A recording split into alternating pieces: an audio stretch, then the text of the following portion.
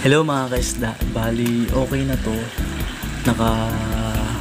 pag-lay na yung female.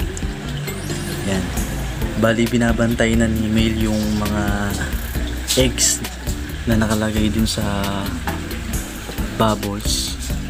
Yan, PBN. Bago yung female, makikita nyo yung female nandun sa gilid. Ay no, wait lang.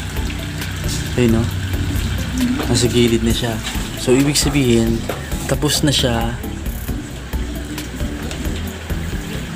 mag-breed. Tapos na siya.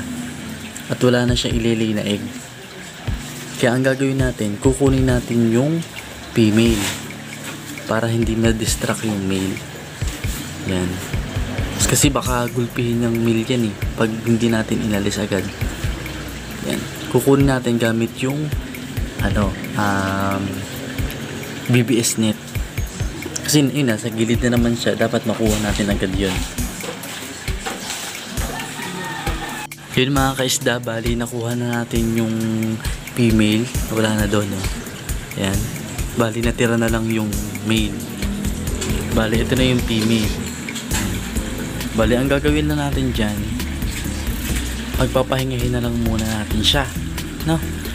Pagpapahingahin muna natin siya at lalagyan natin ng ito, yung binabad ng dahon na tulisay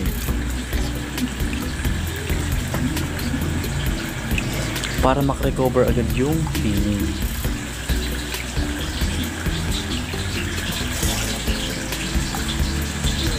Yan, bago yan, pagpapahingahin niya muna siya. Pag nakapagpahinga na siya, mga 15 days ulit, bibilang kayo, pwede nyo na siya i-breed. Yan, bali ngayon binabantayan na ni male yung mga eggs na nilay ng female. Ayan, makikita natin yan. Ayan, nasa bubble nest na yung mga